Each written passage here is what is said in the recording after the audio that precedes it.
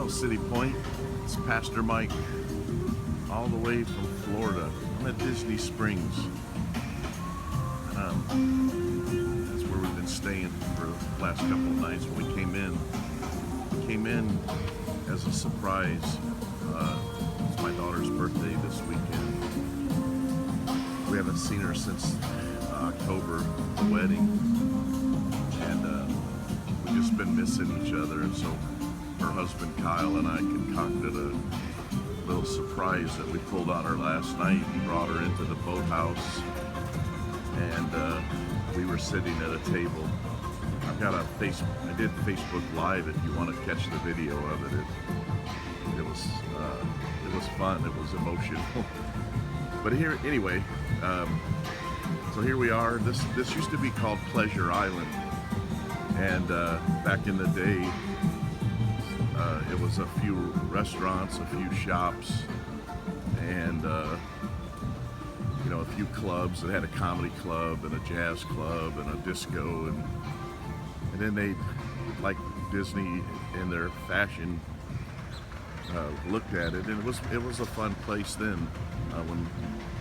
When we first started coming to Disney, Pleasure Island was always one of our favorite stops because we enjoyed the comedy club. It was good, clean family comedy and kind of impromptu comedy, like Whose Line Is It Anyway style, where they used the audience and played off a lot of talented comedians, and a lot of great talented musicians played in the clubs, and we always made it a part of our evenings usually to come and eat at like Portofino's, which was an Italian restaurant that's not here anymore. And anyway, we would come down and we'd enjoy the Pleasure Island and do the parks all day and so on. And now this has went through a complete renovation where they took something that was good and made it bigger, made it better. Now it's filled with restaurants, filled with shops, filled with some activities. And if you watch my video, you see how empty this is because I'm doing my morning walk thing. But this was wall-to-wall people last night. I mean, tens of thousands of people roaming these sidewalks and things to get to restaurants and shops and so on. And you know what I love about this is like the details. One thing about Walt Disney is he had a great eye for detail, and he had a great imagination. So that it wasn't just enough, you know, like that you take this big old riverboat. This is an actual riverboat that they brought in, parked here, and then built a restaurant around it. And you can see it's a seafood place called Paddlefish. Good restaurant. But see, that's not enough that they do that, and there's like outdoor dining, plush indoor dining. But look at the detail around it. You know, instead of just having concrete, they have stamped concrete that looks like wood deck, and that's concrete. And instead of just some trees, they do extreme landscaping. Instead of just poured concrete, they have pavers, and instead of just lights, they do light posts, and you know, and it's all attention to detail and all geared to the attraction, you know, to make things excellent. That was Walt's commitment. I remember as a kid watching Walt Disney on Sunday nights. Some of you older folks will remember that, when the World of Disney would come on, and Walt was a dreamer. You know, he went bankrupt several times, failed, was on the verge of giving up, but he wouldn't quit. And he stayed with his dream and then built Disney World, and it took off and became a success, like an overnight success that took him 20 years to do. And And then his dream was to do this in Florida.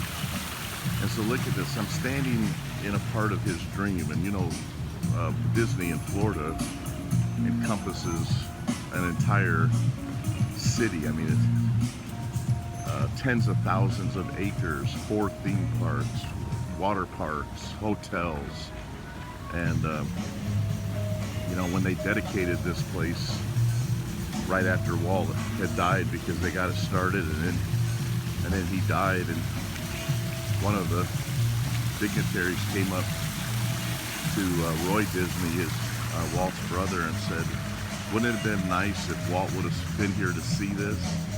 And Roy said, "Let me tell you something. Walt saw this before any of you ever saw this." And so it spoke to his vision.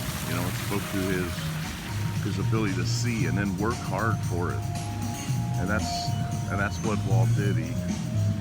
He had a dream, and he worked hard for it. In fact, look at this sign right here. I'm gonna get off here. This is one of Walt's quotes. This is a construction wall they've built. They're redoing a new restaurant right here, behind here. Well, listen to what it says. "I've wanted to do things. I wanted to build things, to get something going." And he wanted to achieve something. He wanted to leave something behind. Now think about it. Walt's been dead for over 40 years. I mean, he died, I think, back in the early 70s. And so I'm standing in his dream. And he's gone, but I'm still standing in his vision and his dream. And let me ask you a question. When you're gone, what will people be standing in? Are you working hard? Are you working hard to do something to make a difference? Are you working hard to leave something behind that after you're gone, people, your grandchildren, will be able to live in it, walk in it, and it'll be a memorial to you. And I think that's our goal, our vision at City Point.